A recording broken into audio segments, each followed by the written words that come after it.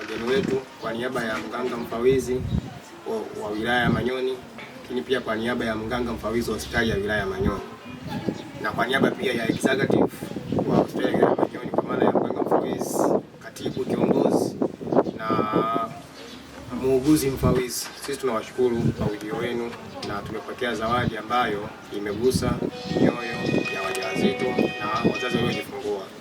Ni jambo ambalo kwamba ni zuri na tunasisitiza pia iendelee kila siku kwa namna ambavyo tunazidi kugusa zaidi.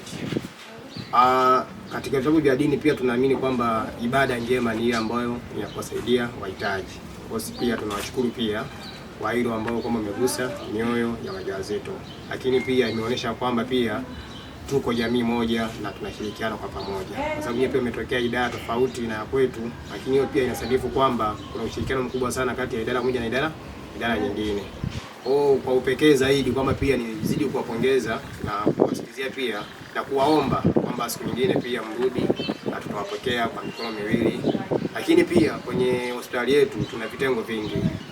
Kuna wodi ya wanawake wenye magonjwa ya ndani, kuna wodi ya wanaume pia wenye magonjwa ya ndani, kuna wodi ya watoto, kuna ICU ya watoto. Kwa hiyo pia kwa siku nyingine mkija pia mnaweza pia mkawagusa hata wale wasije kana kama vile wametengwa.